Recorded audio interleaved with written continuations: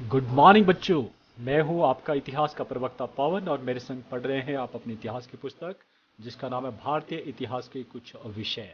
आज मैं आपके लिए पहला मॉडल क्वेश्चन पेपर जो पूरी तरह से सॉल्व्ड है वो आपके लिए भेज रहा हूं, इसलिए मुझे सब्सक्राइब करना ना भूलिएगा। मेरे चैनल का नाम है स्टडी हिस्ट्री विद पवन चौहान। तो जल्दी से सब्सक्राइब कीजिए ताकि इसी तरह की वीडियो आपको सबसे पहले पहुंच सके, और ये एग्जामिनेशन पॉइंट ऑफ व्यू से वेरी वेरी इंपॉर्टेंट है। चलिए, पहला मॉडल क्वेश्चन पेपर ये रहा। साथ में हम क्वेश्चन पेपर के बारे में भी बात करते रहेंगे। इसमें 5 सेक्शंस हैं, जिसमें से जो पहला सेक्शन ए सेक्शन है उसके भी 2 पार्ट है, सेक्शन ए और सेक्शन बी। सेक्शन ए जो है 10 नंबर का है, जिसमें 10 प्रश्न पूछे जाएंगे आपको, ऑब्जेक्टिव क्वेश्चन, जिसके आपके जो है वो ऑप्शन दी होती है, आपके सही ऑप्शन जो लिखनी है। उसके बाद जो अगला जो बी सेक्शन आएगा वो 5 नंबर का आएगा, जिसमें आपको फिलिंग द ब्लैंक्स आपको करने होंगे, या सही या गलत होंगे। ठीक है जी। तो पहले सेक्शन को अब करना प्रारंभ कर देते हैं। पहला क्वेश्चन ये रहा, सिंधु घाटी सभ्यता के लोग किस शस्त्र का प्रयोग नहीं करते थे? आपको बताना है, तलवार, कुल्हाड़ी, हथौड़ा या तीर कमान। देखिए, तलवार वो शस्त्र था जिसे आर्य लोग लेकर आए थे अपने साथ, तो तलवार नहीं था, तो उत्तर है तलवार। बाकी ये जानते थे। दूसरा, मोहजोडो एंड द सिविलाइजेशन, ये जो किताब थी ये किसने लिखी थी? देखिए, इनमें सीधा ही नाम अगर जाए तो जॉन मार्शल का नाम जो है जानता है, क्योंकि 1924 में इन्होंने इस भारत की सभ्यता, जिसे इंडस वैली सिविलाइजेशन कहा जाता था, उसे ये लेकर आए थे, विश्व के इतिहास में लोगों के सामने लेकर आए थे, उसका ज्ञान लेकर आए थे। तो इनके द्वारा ही पुस्तक लिखी गई है, मोहजोडो एंड द इंडस सिविलाइजेशन। तो सही उत्तर हुआ जॉन मार्शल। फिर आता है, अशोक के अभिलेख किस देश के साथ मिलते जुलते थे? तो ईरान। याद रखना, उनके इराक नहीं, ईरान के साथ अच्छे संबंध स्थापित थे उसमें, और उनके ही साथ जो है उनके अभिलेख जो मिलते जुलते हैं। फिर आता है, उत्तर वैदिक काल का प्रमुख देवता कौन था? उत्तर वैदिक काल में कौन थे? जैसे कि जो है इंद्र देवता, जो बारिश के देवता थे, या फिर वायु, वरुण जो सबसे प्रमुख देवता था वायु का, इस तरह के जो है उस समय देवता हुआ करते थे, अग्नि देवता थे। लेकिन अब जो उत्तर वैदिक काल था, अब देवताओं का जो है वो अलग रूप जो देखने में आता है। अब उसमें त्रिदेव की प्रमुखता आ जाती है। त्रिदेव में क्या है कि 3 देव, ब्रह्मा, विष्णु और महेश, इनको त्रिदेव कहा गया। ब्रह्मा जो है वो क्रिएटर है, और जो विष्णु है वो पालक है, और शिव जो है वो संहार करते हैं, इस तरह से ना। लेकिन ब्रह्मा को सबसे जो है प्रमुख देवता के रूप तौर पर उसमें मानते थे उत्तर वैदिक काल में। फिर 5वां आता, दीप वंश की रचना किस देश में हुई थी? दीप होता है द्वीप, और ऐसा जो देश अगर भारत के चारों तरफ देख तो दक्षिण में पड़ता है, और वो है श्रीलंका। तो दीप वंश और महावंश ये बौद्ध के 2 ग्रंथ हैं जिन्हें लिखा गया था श्रीलंका में, याद रखना। तो उत्तर है क्या क्या? श्रीलंका। छठा क्वेश्चन ये रहा कि भारत का प्रथम सर्वेयर जनरल कब नियुक्त किया गया था? याद रखना, सही उत्तर है 1862 ईस्वी में, और उनका नाम था अलेक्जेंडर कनिंघम। याद रखना, अलेक्जेंडर कनिंघम। फिर अगला क्वेश्चन ये रहा, 7वां क्वेश्चन, कि संत कबीर के गुरु कौन थे? इसे जरूर सर्च कीजिए, क्योंकि संत कबीर के जो गुरु थे वो थे रामानंद जी। ठीक है, याद रखना, रामानंद। गुरु रविदास की बात आती तो वहाँ पर जो है वो मीरा का नाम आता था कि उनके जो है रविदास जो है गुरु थे। लेकिन रामानंद की बात आती है तो संत कबीर इनके जो शिष्य थे, रामानंद जो इनके गुरु थे। लेकिन इनके कैसे ये गुरु बने ये जरूर आपने देख लेना है, जरूर इसको जो सर्च करना है। बहुत इंटरेस्टिंग है गुरु और शिष्य की जोड़ी कैसे। फिर अगला आता है 8वां, ये रहा कि रिहला किस भाषा में लिखी गई? ये किताब है रिहला। ठीक है, ये आपको याद होगा इब्न बतूता का नाम। मोहम्मद बिन तुगलक के शासनकाल में जो है इब्न बतूता आता है 14वीं शताब्दी में, और 1334 से लेकर 1381 ईस्वी में दिल्ली सल्तनत के समय में भारतवर्ष में रहता है, और यहाँ से अपनी आंखों से देखता है। उसे रिहला नामक किताब में लिखा जाता है। तो ये रिहला लिखी गई है अरबी भाषा में। सही उत्तर है अरबी भाषा।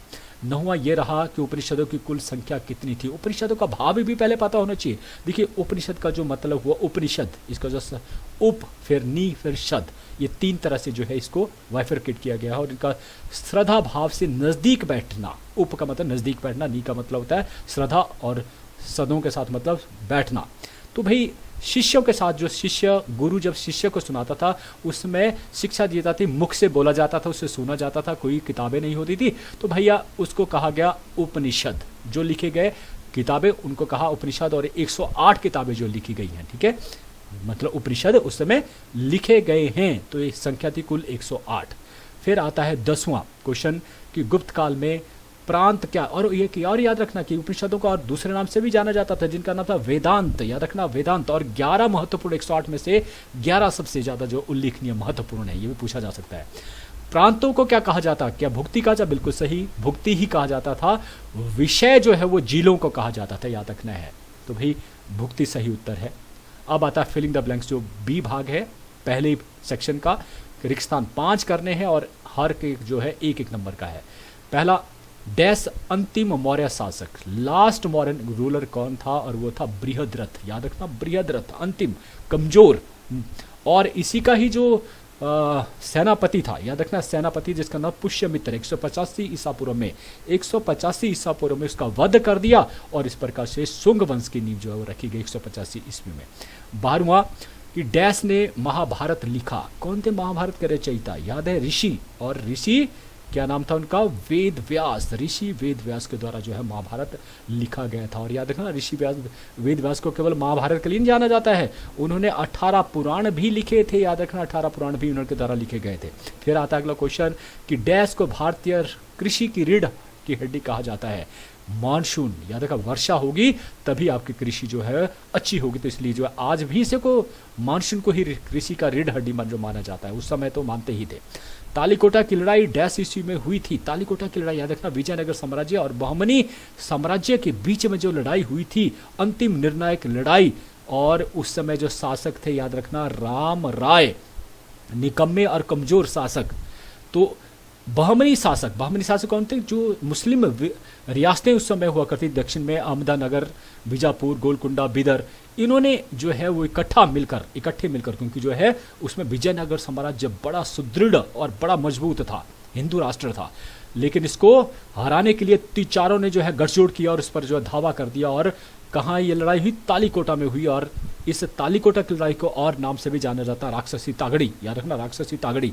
और ये हुई थी 1565, याद रखना जो क्वेश्चन पूछा गया 1565, लेकिन अगर सही डेट थी तो याद रखना 23 जनवरी 1565 जो है में ये तालीकोटा की लड़ाई थी, जिसमें विजयनगर साम्राज्य की बुरी तरह से हार हुई थी, और इस प्रकार से राम राय को तो खत्म कर दिया गया, लेकिन विजयनगर साम्राज्य का भी पतन हो गया। फिर आता 15वां, महाबलीपुरम, ये मंदिर कहां पर है, तो आज की डेट में ये कहां है, तमिलनाडु में। तमिलनाडु समझते हो ना, तमिलनाडु याद आ रहा है, जयललिता की स्टेट्स, अब वो नहीं है, लेकिन महाबलीपुरम उसी स्टेट में तमिलनाडु में जो है वो पड़ता है। और ये किसका मंदिर है ये भी बता दूं, देखिए ये है आपका जो मंदिर है, ये जो है 3 मंदिर इसमें है, बीच वाला बड़ा है और इधर उधर जो है वो 2 छोटे छोटे मंदिर हैं।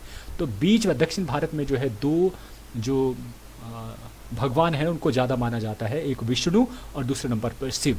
तो विष्णु जो है वो बीच में है और शिव जो है 2 मंदिर आसपास है। तो ये है महाबलीपुरम मंदिर, जो कहाँ है, तमिलनाडु में स्थित है। अब जाता है अभी बी सेक्शन जो है, ए सेक्शन कंप्लीट होगा 15 नंबर का।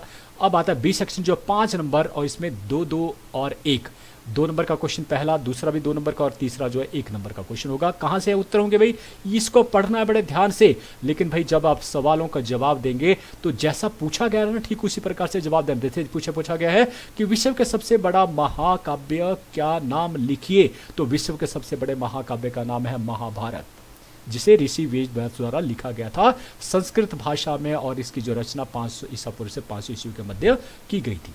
ठीक है, लेकिन अगर आप देखेंगे ये यहां से प्रारंभ हो जाता है इसका ज्ञान, आप यहीं से लिखना महाभारत ना केवल भारत अपितु विश्व, तो इसका सही उत्तर नहीं होगा। आपने सिर्फ पढ़ना है और फिर जवाब उसके क्वेश्चन के हिसाब से देना है।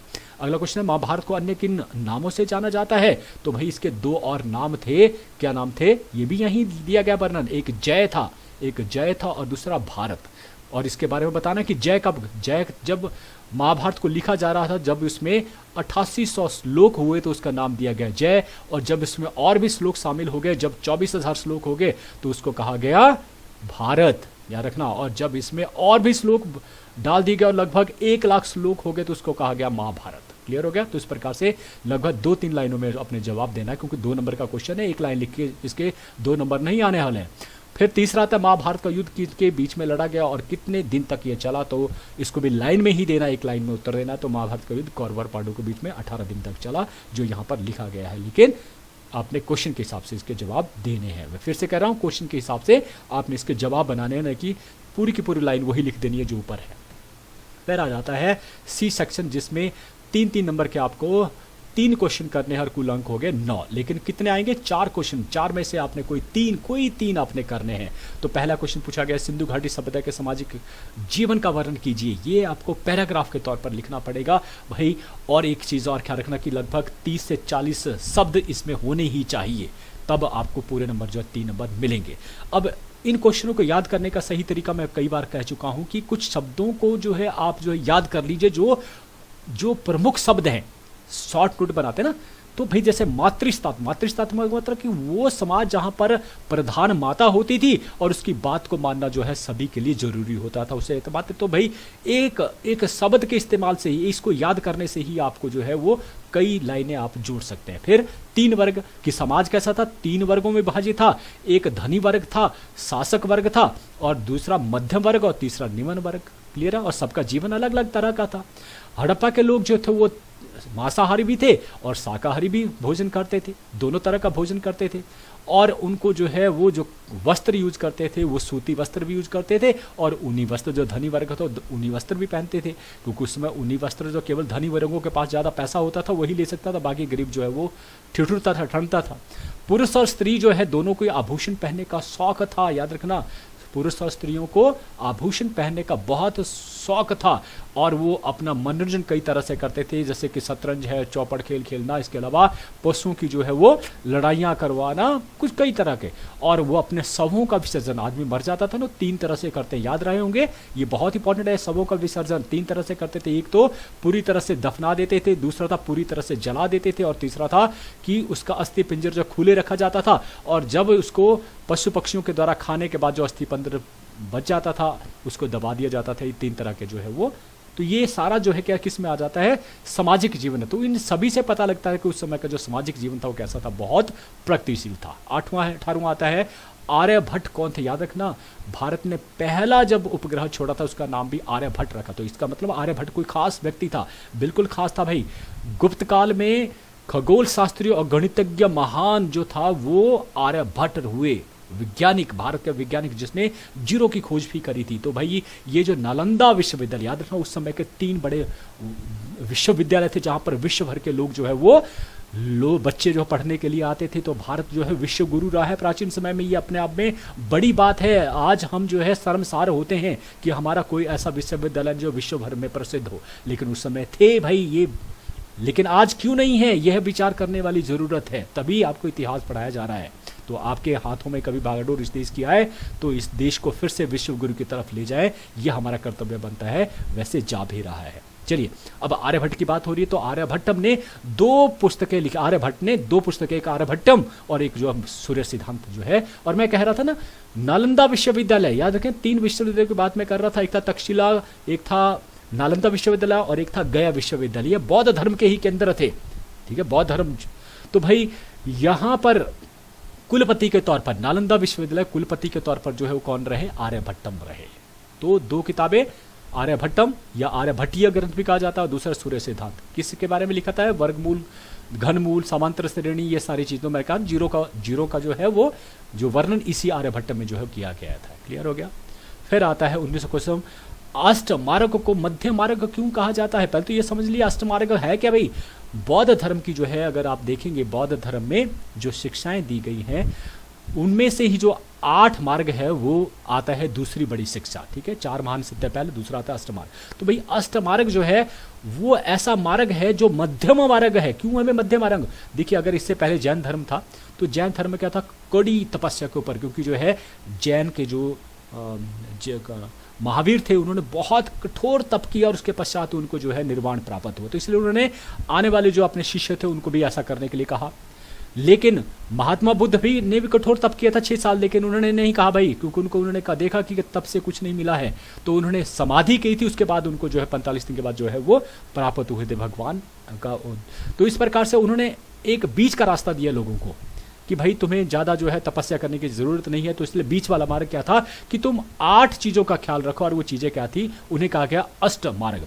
सत्य कर्म, सत्य विचार, सत्य विश्वास, सत्य रहन सहन, सत्य वचन, सत्य प्रयत्न, सत्य ध्यान और सत्य समाधि। इसको बड़े अच्छी तरह से मैंने सभी, एक और चीज़ बता रही, मैंने सारी वीडियो बना दी है, जितने भी आपके चैप्टर हैं उनको जरूर देखिएगा, समझिएगा भाई। एक को किसी को पकड़, मान लिया सत्य ध्यान है, ध्यान का मतलब क्या हुआ, रिकलेक्शन, कि मनुष्य अपना जो ध्यान है ना, आपने ध्यान लगाया है, कोई ऐसा नहीं को मन में कुछ और ही चल रहा है, बाहर कुछ और देख रहे हैं, अंदर कुछ और सत्य ध्यान में बैठ जाइए आप, है ना। सादा जीवन व्यतीत करिए, दिखावा ना कीजिए, सत्य प्रयत्न एफर्ट्स।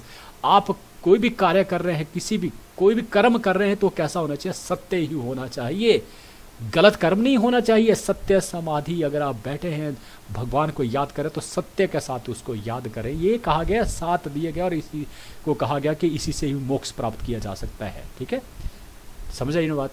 तो अगला क्वेश्चन है 20वां, वह जमींदार शब्द से आपका क्या अभिप्राय। जमींदार की जो प्रथा है वो प्रारंभ हुई मुगल काल में, है ना। तो मुगल काल में जो है वो पहली लड़ाई हुई, पानीपत की प्रथम लड़ाई हुई 1526 ईस्वी में, जिसमें जो है पहले मुगल शासक बाबर आए, जीते और भारत पर राज करना प्रारंभ कर दिया। उसके बाद जो है फिर आते हैं हुमायूं, हुमायूं के बाद अकबर, इस तरह से चलता रहता है आगे तक, जब तक अंग्रेज नहीं आते। तो उस समय क्या हुआ कि जो चाहे प्रांत थे, प्रांत समझते हो ना, प्रांत, जैसे आज भारत कई प्रांतों में विभाजित, फिर जिला आता है, फिर आगे जो है वो तहसील आती है, फिर गांव आते हैं। तो ऐसे ऐसी इकाइयों में पहले भी बंटा हुआ था, नाम कुछ अलग हुआ करते थे। तो भाई इन जगहों से अलग, क्योंकि देखिए आय का जो प्रमुख साधन था राज्य की वो होता था भूमि कर। तो उस भूमि कर को लगाने और सरकारी खजाने में जमा करने के लिए जो लोग जो है लगाए जाते थे, नियुक्त किए जाते थे, उनको कहा गया जमींदार। हो गया क्लियर जी।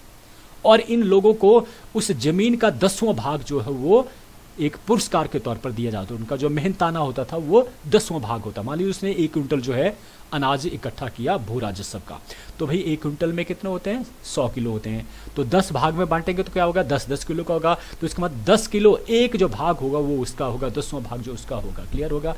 तो इस प्रकार से ये व्यवस्था थी जमींदारों के।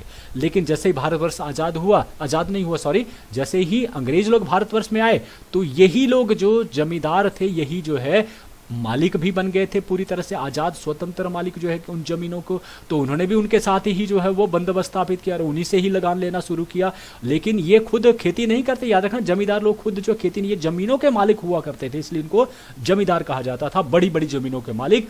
और ये काश्तकारों को, जो किसान होते थे जिनके पास में जमीनें नहीं होती थी, उनको जो है काश्त करने के लिए, खेती करने के लिए अपनी जमीन को देता था और उसके बदले में लगान वसूल करता था, जो कई गुना होता था। और इस प्रकार से उसका कुछ भाग जो है वो आगे सरकार को देता था और बाकी अपने पास रहता था और इस प्रकार से एक ऐश्वर्यपूर्ण जीवन व्यतीत करता था। तो ये रहा जमींदारों के बारे में। तो 4 में से 3 आपने करने हैं।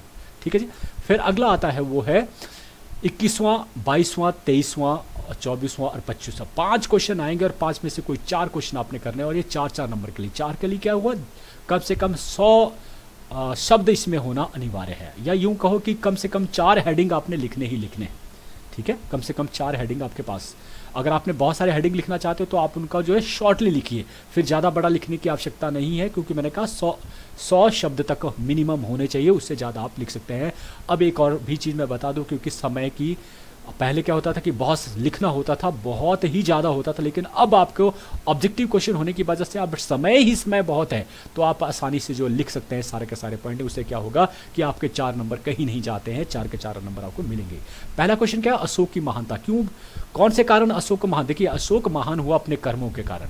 राजा था पहले से 99 ब्रदर्स को मारा, लेकिन उसके बाद उसने एक युद्ध लड़ा सिर्फ, और वो था कौन सा युद्ध, वो था कलिंग का युद्ध। और उसके पश्चात उसने जब लाखों लोगों को मरते हुए देखा, उसके बाद उसने जो है अब लोगों के दिलों को जीतने का प्रयास किया, और इसलिए उसने बहुत सारे अच्छे कार्य किए, और वो अच्छे कार्य ही उसको महान बनाते हैं। कौन सा कार्य था, पहले विशाल साम्राज्य, एक तो विशाल साम्राज्य स्थापित किया, कलिंग को जीता, और फिर उसने जो लोगों को दिलों को जीतना प्रारंभ किया। एक विशाल साम्राज्य पर वो जो है राज किया। विशाल साम्राज्य क्या था, देखिए, उत्तर में हिमालय और दक्षिण में मैसूर तक, पूर्व में बंगाल की खाड़ी, और उत्तर पश्चिम में हिंदू कुश परिवर्त, और पश्चिम में अरब सागर तक ये फैला हुआ था। उसका इतना विशाल साम्राज्य था, इसलिए इसको महान बनाता है। दूसरा, अच्छी शासन व्यवस्था। केवल यही नहीं कि विशाल साम्राज्य था, भाई विशाल तो औरंगजेब के पास भी था, लेकिन उसको महान नहीं बनाता। तो महान किसको बनाता है, अशोक। क्यों, क्योंकि उसने अच्छा शासन व्यवस्था दी। ऐसे लोगों को अपने साम्राज्य की सुरक्षा के लिए रखा, या ऐसे अधिकारियों को रखा जो ईमानदार थे, और उनको कहा किसके लिए, प्रजा को संतान की तरह भांति मानते थे। कौन, अशोक। और इसलिए उन्होंने भेष बदलते थे और भेष बदलकर लोगों के बीच में जाते थे, उनके कष्टों को पहचानते थे और उनको बदलना, उनको वही कार्य जो इस प्रकार से उसका जो राज्य था वो कैसा बन गया, समृद्ध बन गया, तो इसलिए महान हुआ। तीसरा, अशोक का धम्म। अशोक अपने लोगों को एकता के सूत्र में पिरोना चाहता था। अगर आज भारतवर्ष जो है एकता के सूत्र में नहीं है तो उसका पीछे कारण क्या है, बहुत सारे कारण है, जिसमें मजहब सबसे ज्यादा इंपॉर्टेंट आ जाता है, धर्म। फिर सबसे दूसरे नंबर पर आता तो कास्ट आ जाती है, जो आज भी विद्यमान है आज। और भी केवल यही नहीं, दो चीजें नहीं, हम बंट जाते हैं, क्षेत्र के नाम पे बंट जाते हैं, इवन भाषा के नाम पे दक्षिण और उत्तरी भारत भाषा के नाम पर भी बंट जाते हैं। तो बंटने की सीमा भारतवर्ष में कोई नहीं है। पहले से ही अब तक गुलामी का बहुत सा जीवन देखा, लेकिन आज तक भी हम जो है वो एकता के सूत्र में नहीं बंधे। तो ये कारण था, अशोक ने इसको समझ लिया था और अशोक चाहता था कि लोग एकता के सूत्र में पिरोए, इसलिए उसने धर्म दिया। लेकिन धर्म दिया नहीं, उसको सबसे पहले अपनाया और फिर लोगों को कहा उस धर्म को अपनाने के लिए। उस धर्म में क्या था, मानवता से प्रेम, बड़ों का आदर करो, बच्चों से प्रेम करो, अहिंसा पर बल देना, सत्य वचन बोलना, अच्छे रीति रिवाजों को अपनाना, धार्मिक सहनशीलता को अपनाना, ये सिद्धांत उसके धर्म से। इससे क्या था कि लोग जो है, जब वो राजा ही वैसा तो प्रजा भी, देखिए राजा अगर अच्छा हो ना तो प्रजा भी अच्छी होती है। तो इस प्रकार से अशोक ने इन प्रयासों के द्वारा लोगों के दिलों में जगह बनाई और इस प्रकार से अशोक महान कहलाया। चौथा आता है बौद्ध धर्म का प्रचार और प्रसार। उसने बौद्ध धर्म को अपनाया था, याद रखना, कलिंग के युद्ध के पश्चात, क्योंकि उस समय का जो धर्म था, बौद्ध धर्म ऐसा धर्म था जो ना केवल फेमस था, फेमस किस लिए था, क्योंकि वो अहिंसा को भाव को लेकर चला था, दूसरों खुद भी जियो दूसरों को भी जीने दो, ऐसा धर्म होना चाहिए। लेकिन भाई इसका जो है खामियाजा भी भुगतना पड़ता है। कैसे, हमारे पास चीन और तिब्बत का है। तिब्बत में लोग जो थे वो क्या थे, बौद्ध धर्म को मानने वाले थे, बिल्कुल किसी दूसरों को दुख देने वाले नहीं थे, इसलिए वो शांति से रहे। लेकिन क्या हुआ, चीन ने उसका फायदा उठाया और उनकी सैनिक शक्ति कमजोर थी, इसलिए जो है क्या हुआ, उनके ऊपर उन्होंने अधिकार कर लिया और इस प्रकार से आज भी तिब्बत जो है चीन का गुलाम है।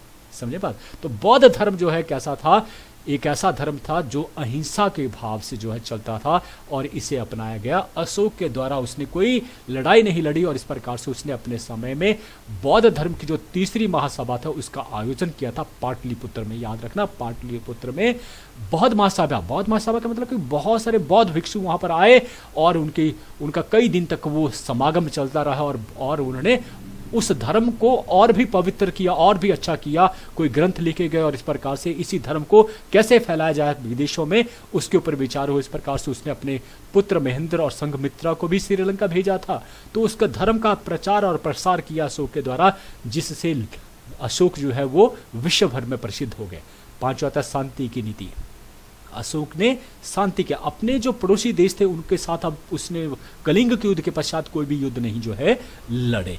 सिकंदर को याद करें, नेपोलियन को याद करें, हिटलर को याद, मुसोलिनी को, इन्होंने बहुत सारे युद्ध लड़े, जीते भी। लेकिन भाई ये जो लोग हैं, लोगों के खून बहाने के लिए ज्यादा याद किए जाते हैं, ठीक है, विनाश के लिए ज्यादा याद किए जाते हैं। लेकिन अशोक वो शासक थे जिन्हें शांति के लिए जाना जाता था, कि उन्होंने कम से कम सीख लिया एक ही बारी में। हम बार बार वो गलतियां करते जाते हैं, लेकिन वो व्यक्ति जो महान बनते हैं जो एक ही गलती से जो है वो सीख जाते हैं। तो अशोक उनमें से एक था। उसने त्याग दिया युद्धों को हमेशा के लिए और संपूर्ण जीवन में मानवता की भलाई के लिए जो अर्पित कर दिया, इसलिए जो अशोक महान कहलाया। छठा था कला के क्षेत्र में उन्नति। श्रीनगर की बात करो, ललितपट्टनम की बात करें, ये दो सुंदर शहर जो है किसके द्वारा बसाए गए थे, अशोक के द्वारा बताए गए थे। और यही नहीं, उन्होंने 84,000 स्तूप बनवाए थे और इन स्तूपों से क्या था, जिसमें सारनाथ का स्तंभ, याद रखना, सारनाथ स्तंभ पर बना हुआ जो शेर का जो आकृति है वो आज भारत का जो है वो क्या है, भारत का जो है चिन्ह है। ये बड़ी बात है। तो इस प्रकार से अशोक का वर्तमान समय में भी जो है वो भारत के इतिहास में जो है महत्वपूर्ण जो है स्थान है। फिर शिक्षा और साहित्य के क्षेत्र में उन्नति। नए गुरुकुल मठ, जिसमें तक्षशिला बनारस के विश्वविद्यालय की बात करें तो यह अशोक के शासनकाल में ही हुआ। और बौद्ध धर्म के प्रसार के लिए उस समय कथावथु जैसे जो है वो ग्रंथ भी लिखे गए थे। जैनियों ने भी बहुत सारे ग्रंथ लिखे, तो इस प्रकार से ये भी इसको महान बना दिया। आठवां था विदेशियों से मैत्री संबंध। कि कलिंग युद्ध के पश्चात युद्ध की नीति का सदा से त्याग किया उसने। पड़ोसी देश कौन कौन से हुए? दक्षिण भारत में चोल था, केरल पुत्र था, पांडे थे, या श्रीलंका था, वर्मा, ईरान, इन देशों के साथ उसने मैत्रीपूर्ण संबंध स्थापित किया और इस प्रकार से अशोक महान बनता है इन 8 कारणों से। फिर अगला क्वेश्चन ये रहा 22वां कि जैन धर्म के बारे में आप क्या जानते हैं, उसकी शिक्षाओं का वर्णन कीजिए। देखिए जैन धर्म, इसके वास्तविक जो संस्थापक है वो स्वामी महावीर थे। हालांकि उनसे पहले 23 तीर्थंकर जिन्हें शिक्षक कहा जाता वो हो चुके थे। पहले तीर्थंकर ऋषभदेव और 23वें तीर्थंकर का नाम है पार्श्वनाथ, जो पूछे जा सकते हैं। ठीक है जी। तो जैन धर्म को आरंभ में निर्ग्रंथ कहा जाता था, जिसका मतलब क्या हुआ? बंधनों से मुक्ति, जिसको कोई बंधन नहीं रोक सकता है, वो मुक्त है पूरी तरह से। जैसे स्वामी महावीर ये मुक्त थे सभी प्रकार के बंधनों से। तो इस प्रकार से ये हुआ जैन धर्म के संदर्भ में। लेकिन इनके मुख्य उपदेश क्या थे? स्वामी महावीर ने क्या क्या उपदेश दिए? पहले कहा इन्होंने त्रिरतन कि ये माना जाता था पहले शिक्षा का मुख्य कारण क्या होता है कि ऐसी शिक्षा हासिल करो जो आपको जन्म मरण के बंधन से छुटकारा पाए, जिसे मोक्ष कहा जाता था। लेकिन स्वामी महावीर ने उसको नया नाम दिया था, वो था निर्वाण। तो निर्वाण प्राप्त करना ही प्रमुख जो है उद्देश्य होता था, इसलिए जो है वो कार्य किए जाते। इसलिए क्या कहा उन्होंने कि यदि आपको मोक्ष प्राप्त करना है तो 3 जो रतन है, सत्य, श्रद्धा, सत्य ज्ञान और सत्य आचरण, इसको लेकर आप इनका पालन करो। और ये पहली शिक्षा दी गई। श्रद्धा भाव, दूसरों के प्रति ज्ञान, नॉलेज हासिल करो वो जो सत्य हो, और कंडक्ट वो करो, व्यवहार दूसरों के साथ वो करो जो शुद्ध हो, सत्य हो। ये पहला। दूसरा अहिंसा, ये समझ गया। अहिंसा मतलब किसी को कष्ट ही ना देना, ठीक है, किसी को। तो इसलिए जो इनके जो जैन धर्म के मानने वाले लोग हैं वो क्या करते हैं, वो मानते हैं कि विश्व भर में जो विश्व है वो प्राणवान है। इवन जो अगर आप पत्थर देख रहे हैं वो उसमें भी प्राण है, इस तरह से मानते हैं। और वायु को भी वो सीधे तौर पर नहीं लेते हैं, मुंह के ऊपर क्या बांधते हैं, वो व्हाइट पट्टी बांधते हैं ताकि जो है अंदर जीवाणु ना जाए। कुछ नंगे रहते हैं। 2 तरह की शाखाएं हैं, दिगंबर है और श्वेतांबर है। दिगंबर होते हैं जो नंगे घूमते हैं, श्वेतांबर क्या है, वो जो श्वेत कपड़े पहनते हैं। तो ये 2 शाखाएं। तो अहिंसा का भाव, मुंह पर पट्टी बांधना, छान कर पानी पीना, जीव की हत्या न करना, यह अहिंसा का भाव, दूसरी शिक्षा। तीसरा कठोर तप। खुद महात्मा महावीर ने जब 12 वर्ष तक जो कठोर तप किया था और इसलिए उन्होंने लोगों को भी ऐसा ही तप करने के लिए जो प्रेरित किया, ये तीसरी शिक्षा। चौथा 5 व्रत। 5 व्रत दिए मनुष्यों के लिए। 5 व्रत करना जरूरी है धर्म के अनुसार, और वो क्या था? सत्य बोलना पहला, अहिंसा की नीति पर चलना ये दूसरा, तीसरा कोई भी ऐसी वस्तु ना रखना जो दान में आपको मिलती हो, और तीसरा धन नहीं रखना, क्योंकि धन आपको लोभी बनाता है और उस धन को इकट्ठा करते करते आप मर जाते हैं, लेकिन कभी भी आप चूकते नहीं है, तो उसे इकट्ठा ना करना। और 5वां ब्रह्मचार्य का पालन, शादी ना करना, ये 5 व्रत। ये 5 व्रत जो करने जरूरी जैनियों के लिए अनिवार्य माने गए। 5वां आता है समानता में विश्वास, इक्वालिटी। जैन धर्म में कोई छोटा या बड़ा, गरीब या नीच नहीं होता है, ये भेदभाव जो मिटा दिया गया। 6ठा है आवागमन और कर्म सिद्धांत में विश्वास, कि कर्म तुम जैसा करोगे उसी अनुसार जो है तुम्हारा आवागमन होगा। आवागमन होता है जन्म मरण का बंधन। आप जब तक बुरे कर्म करते रहोगे आप इस संसार में पैदा होगे, मरोगे, कई बार जन्म लोगे। लेकिन यदि आप अच्छे कर्म करोगे तो आप जन्म मरण के बंधन से छुटकारा पा जाएगा, और उसको कहेंगे निर्वाण। 7वां का शुद्ध आचरण। शुद्ध आचरण समझते हैं ना? शुद्ध आचरण, अभी जिसकी बात की, शुद्ध आचरण कि तुम चोरी ना करो, झूठ ना करो, चुगली ना करो, घृणा, लालच, ये सारी जितनी बुराइयां हैं, जब बुराइयां आप में नहीं रहेंगी तो उसका मतलब हुआ शुद्ध आचरण। लोगों के साथ अब आचरण आपका शुद्ध होगा, आप पापी नहीं बचे, अब आप सिर्फ जो बचे हैं तो केवल शुद्ध व्यक्ति, केवल पवन ही रह गया है, अब उसमें कोई दूसरा धृष्ट पवन नहीं रहा, तो उसे कहेंगे शुद्ध आचरण। 8वां आएगा 24 तीर्थंकरों की पूजा। तीर्थंकर क्या बोला मैंने? शिक्षक। तो भाई 24 जितने तीर्थंकर हुए, कौन? ऋषभदेव से लेकर जो है स्वामी महावीर तक, इन सभी को जो है इनकी सबकी पूजा करना, ये 8वीं जो शिक्षा दी गई। 9वीं शिक्षा क्या था? यज्ञ और बलि आदि में अविश्वास। जैसे कि हिंदू में जो है यज्ञ माने जाते थे, बलियां दी जाती थी उस समय, पशु बलियां आज भी दी जाती है। और इन विश्वासों का खंडन किया गया, इन रीति रिवाजों को खंडन किया गया पूरी तरह से। ना यज्ञ होंगे ना, क्योंकि इसको पूरी आडंबर माना गया, अंधविश्वास माना गया। 10वीं शिक्षा वेदों तथा संस्कृत भाषा में अविश्वास। वेद जो हमारे हिंदू धर्म के जो है आत्मा है उनको भी नकार दिया गया। संस्कृत भाषा जिसे ईश्वरीय भाषा कहा जाता, कहा यह ईश्वरीय भाषा नहीं है, वो दूसरी भाषा, वो भाषा जिसके द्वारा हम एक दूसरे को समझ सकते हैं, वो भाषा, सारी ही भाषाएं ईश्वरीय हो सकती हैं। तो इसलिए इन दोनों चीज़ों को भी नकार दिया गया, वेदों को भी और संस्कृत भाषा। ये 10वीं शिक्षा। 11वीं, ईश्वर में अविश्वास, ईश्वर को भी नकार दिया गया कि ये मान लेना है कि जो कुछ हो रहा है ईश्वर की वजह से हो रहा है, गलत है, तुम भी उसके लिए उत्तरदायी हो। तुम अगर मेहनत ही नहीं करोगे, तुम ईश्वर को क्यों कोसते रहोगे, तुम मेहनत कीजिए, अच्छा फल आपको मिलना शुरू हो जाएंगे। तो ईश्वर में अविश्वास जो है वो भाव जो है वो पैदा किया गया। मनुष्य की आत्मा ही उसकी महान शक्ति है, कहा आत्मा जो तुम्हारे अंदर है उसको ही ईश्वर उन्होंने घोषित किया और वही तुम्हें महान बनाती है। फिर 12वां आता है निर्वाण। निर्वाण जिसकी चर्चा हो चुकी है। निर्वाण क्या हुआ, जन्म मरण के बंधन से छुटकारा पाना। तो उन्होंने कहा जो 11 शिक्षा दी गई उनके ऊपर अगर आप चलते हैं तो आपको निर्वाण अवश्य मिलेगा। और इस प्रकार से 12 शिक्षा कंप्लीट। फिर आता कनिष्क महान, पहले पढ़ा अशोक, अब कनिष्क। कनिष्क जो है कुषाण वंश का सबसे महान शासक जो है वो माना जाता है। और उसको महान कौन कौन सी बनाती हैं, एक तो कनिष्क की विजय, जिसमें कश्मीर, मगध, बंगाल, सिंध, उज्जैन, मालवा और चीन की विजय जो है वो प्रमुखतः विजय थी। तो उसका जो साम्राज्य उस समय हुआ करता था, उत्तर पश्चिम में खेतान से लेकर पूर्व में बनारस, उत्तर में कश्मीर से लेकर दक्षिण में सौराष्ट्र और मालवा तक जो है इसका जो शासन था वो फैला हुआ था। और कनिष्कपुर इसकी जो है जो राजधानी थी वो थी पुरुषपुर। कनिष्कपुर भी कहा जाता था इसको पुरुषपुर भी कहा जाता था। जो आज का जो पाकिस्तान है उसमें पेशावर जो आज का आधुनिक है उसको कहा जाता पुरुषपुर। तो पुरुषपुर इसकी जो है वो राजधानी हुआ करती थी। फिर आता है योग्य प्रबंधक, दूसरा, वो भी अभी हमने कहा पढ़ा। योग्य प्रबंधक, शक्तियों का कभी उसने दुरुपयोग नहीं किया, इतनी शक्तियां असीम थी। वो एक निरंकुश शासक था, जो कहा वो सारा कानून था, जो उसने किसी को सजा दे दी, लेकिन वो फिर भी ख्याल रखता कि कभी भी शक्तियों का दुरुपयोग नहीं करता था और प्रजा के कल्याण को सबसे ऊपर रखता था, अशोक की तरह। इसलिए उसको छोटा अशोक भी कहा जाता है, याद रखना। तो अशोक की ही चीज आप यहाँ डाल सकते हैं जो आपने पढ़ा, योग्य प्रबंध। तीसरा आता है साहित्य प्रेम। उसके समय में भी जो है साहित्य का जो है वो साहित्यों को लिखा ही नहीं गया। उस समय के साहित्य जो अपने उच्च कोटि के साहित्य जो थे, तो भैया उस समय क्यों, क्योंकि ये वो लोग थे जो विद्वान लोगों को जो है अपने दरबार में रखते थे, उनका मान करते, सम्मान करते थे और उनको जो है ऐसा वातावरण देते थे कि उन्होंने बहुत सारे साहित्य लिखे उस समय के, क्योंकि साहित्य से ही लोगों का ज्ञान बढ़ता है और जिस देश में ज्ञानी लोग होते हैं वो देश जो है प्रगति करता है। तो अशब घोष की बात करें, देखिए अशब घोष जैसे उसके दरबार का जो रतन हुआ करता था, और वो महान कवि ही नहीं नाटककार भी था। और जो पश्चिम भारत में, पश्चिम की दुनिया में मिल्टन और कांट का नाम बहुत इंपॉर्टेंट है, तो उसे कहा जाता था अशब घोष को।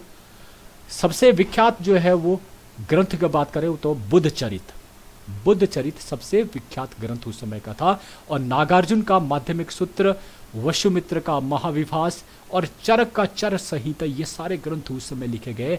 तो ये तीसरा जो कार्य कनिष्क को महान बनाता है। चौथा कला प्रेमी।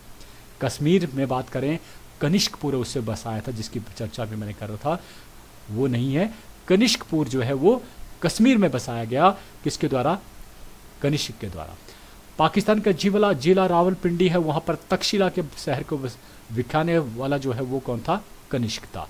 राजधानी पुरुषपुर, जो 400 फीट ऊंचा स्तूप वहां पर बनाया गया, वो भी कनिष्क के द्वारा बनाया गया। इस प्रकार से कला प्रेमी भी उनको जो क्या बनाता है, उच्च कोटि का महान जो है वो बनाते हैं। और यही नहीं, उनको उच्च कोटि के स्वर्ण अगर शिखर जो है चलाए गए थे सर्वप्रथम भारतवर्ष में, तो कनिष्क के द्वारा ही चलाए गए थे। उसके बाद हालांकि कनिष्क के बाद जो है वो नाम आता है, गुप्तों का नाम भी आता है, लेकिन कनिष्क के जो सिक्के थे वो आज भी ईरान और जो उस समय के जो सिक्के, रोमन जो के जो सिक्के थे जो सबसे ज़्यादा शुद्ध होते थे, उसी प्रकार के जो उस उच्च कोटि के जो है वो सिक्के ईजाद किए गए, किसके द्वारा, कनिष्क के द्वारा। पांचवा आता है बौद्ध धर्म का प्रचार। मैंने कहा ना, चतुर्थ बौद्ध सभा, जो तीसरी बौद्ध सभा का आयोजन पाटलिपुत्र में किया गया अशोक के द्वारा। चौथी जो है किया गया किसके द्वारा, बौद्ध धर्म के।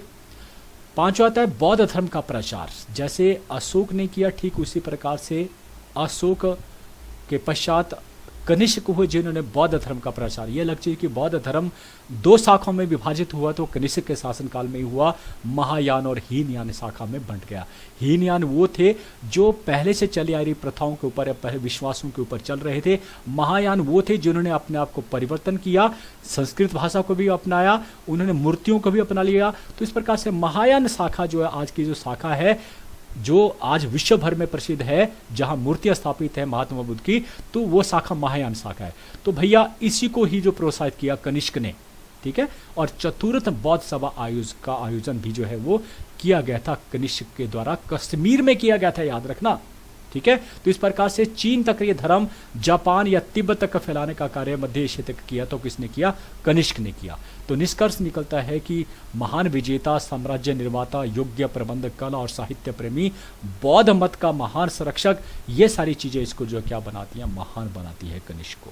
फिर आता है 24वां प्रश्न, यह सूफी मत से आपका क्या अभिप्राय है? सूफी मत की शिक्षाएं बड़े जल्दी करेंगे। देखिए सूफी मत का भाव 3 अक्षरों में आता है, एक होता साफ, एक होता सूफ और एक है आपका सफ। ये 3 शब्दों को याद रखना। साफ का मतलब कि वो व्यक्ति जो साफ हृदय के थे, शुद्ध हृदय के व्यक्ति को, उनको कहा गया सूफी।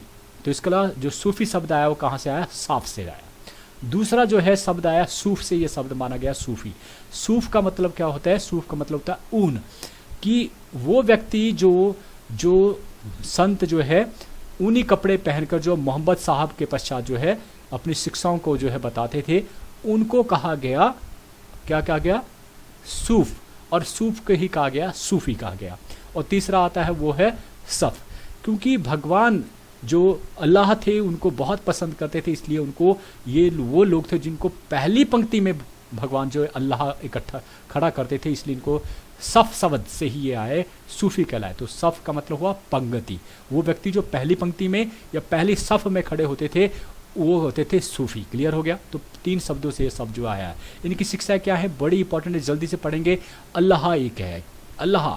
इससे पहले बहुत सारे जो है देवी देवताओं की पूजा की जाती थी, तो इन्होंने कहा भाई अल्लाह एक है, सर्वोच्च, शक्तिशाली, संसार की रचना करने वाला, पालन विनाशक। जैसे हमारे त्रिदेव है ना, तो ये बोलते हैं त्रिदेव नहीं है, एक ही है जिसका नाम है अल्लाह, और वही सर्वशक्तिमान है। दूसरा पूर्ण आत्मत्याग, कि तुम पूरी तरह से मनुष्य को अगर भगवान को पाना है तो पूरी आत्मा से त्याग करना होगा, अल्लाह के प्रति समर्पित होना होगा।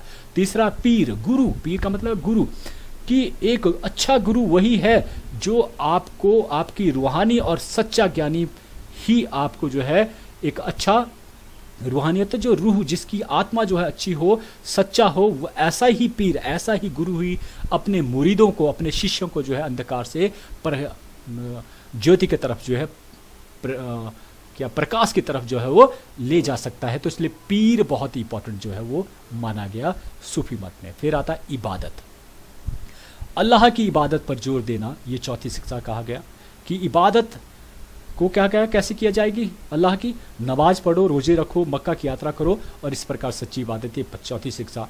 5वां नमाज पढ़ना, नमाज दिन में कम से कम 5 बार जो है मक्का की तरफ मुंह करके जो है वो नमाज पढ़नी चाहिए, ये 5वीं शिक्षा हुई। 6वां नैतिक सिद्धांत, कि सूफी मत में अनेक नैतिक जो सिद्धांत, जैसे कि तुम जो बड़ों का सम्मान करो, छोटे से प्रेम करो, सदा सच बोलो, पाप ना करो, ये सारे जो है नैतिक सिद्धांत की 6ठी शिक्षा। 7वां दान, जिसे जकात कहा जाता था, भी जकात करना, कि प्रत्येक मुसलमान का कर्तव्य है कि वो अपनी आय का, वार्षिक आय का 2.5% जो है वो कहाँ दे? मस्जिदों में दान करे, और ताकि उससे जो मस्जिदें बनाई जाए या गरीबों की सहायता करे। तो ये 7वीं शिक्षा। 8वां तर्क ए दुनिया। तर्क ए दुनिया का मतलब क्या हुआ? कि संसार के से लगाव का त्याग करना, संसार से लगाव हो जाना, ये संसारिक चीजों से लगाव हो जाना, इनसे दूर रहना, यही कहा गया तर्क ए दुनिया, कि तुम जितना दूर रहोगे उतना ही तुम्हारा अल्लाह के प्रति जो बंधन है वो और मजबूत होगा, इसलिए 8वीं शिक्षा। 9वां भक्ति संगीत। भक्ति संगीत पर जोर दिया गया, जबकि जो है इस्लाम धर्म में संगीत को बिल्कुल गलत माना जाता है। तो ये सूफी मत ने ही जो है संगीत लेकर आया, और उन्होंने कहा अगर वो व्यक्ति जो अल्लाह के प्रति जो प्रेम रखता है, वो प्रेम को दर्शाने का जो तरीका, अल्लाह के पास जाने का जो आसान तरीका है, वो केवल भक्ति संगीत ही है। तो ये बिल्कुल सत्य कहा है। हम भी जब किसी भजन को सुन रहे होते हैं और वो भजन कहीं दिल में बैठ जाए तो आप पल भर के पश्चात जब आप जागेंगे तो आपको यही मालूम नहीं होगा तो उस समय मैं कहाँ था। तो यही है, कहते परमात्मा के साथ जो मिलन है वो केवल भक्ति संगीत ही सिखाता है। तो ये 9वीं शिक्षा 10वां मानवता से प्रेम की, सभी मानवों से प्रेम करो, जाति पाति रंग नस्ल भेद ये नहीं होना चाहिए, सभी उस अल्लाह की ही संतान है। ये 10वीं शिक्षा। और 11वां है वसल की प्राप्ति। वसल की प्राप्ति क्या मतलब हुआ कि अल्लाह के साथ एक हो जाना, जिसको कहा गया निर्वाण कहा गया क्या बुद्धा के द्वारा। और इसको कैसे प्राप्त किया जा सकता है? ये जितनी भी शिक्षाएं 10 हमने पढ़ी है, सारी की सारी शिक्षाएं जो है ग्रहण करना पड़ेगी, इसके ऊपर जो है चलना होगा, और तभी आप जो है वो वसल की प्राप्ति कर सकते हैं, निर्वाण को प्राप्त कर सकते हैं या फिर मोक्ष की प्राप्ति कर सकते हैं।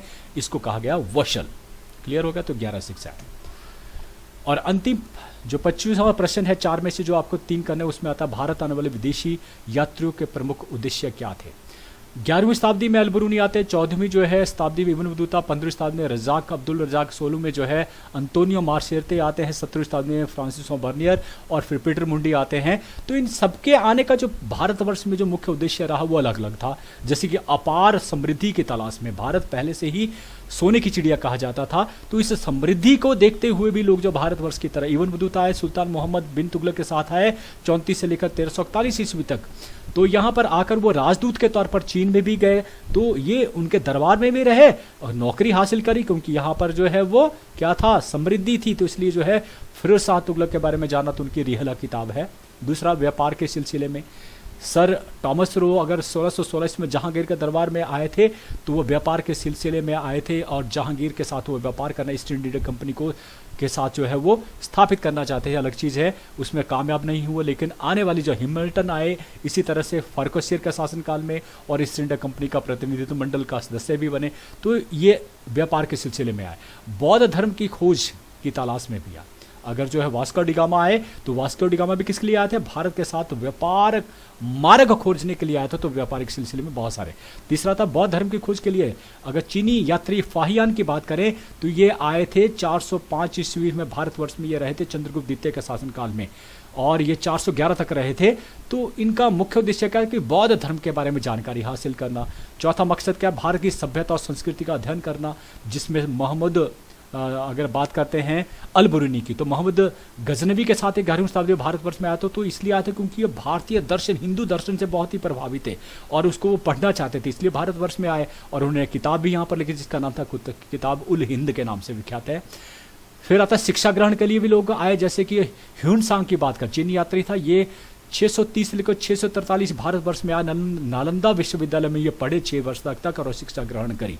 फिर भ्रमण के उद्देश्य से भी भारतवर्ष में आया, जैसे कि फ्रांसीसी यात्री बर्नियर आए, वो डॉक्टर थे पेशे से, लेकिन 56 ईस्वी में भारतवर्ष में आया और शाहजहां और औरंगजेब के शासनकाल में जब विवरण है अपनी पुस्तक जिसमें travel in the empire, Mughal empire में इन्होंने उसमें प्रकाश डाला है। तो इस प्रकार से अलग अलग तरीके से 6 मैंने आपको उद्देश्य बताए आने के बाहर विदेशी यात्रियों के। तो इस प्रकार से ये आपने कोई 3 करने थे। फिर आता है अंतिम जो ई सेक्शन है, जिसमें 2 प्रश्न आपसे पूछे जाएंगे और दोनों ही क्या मानचित्र होंगे। जैसे कि अशोक का मानचित्र बहुत बहुत इंपॉर्टेंट है।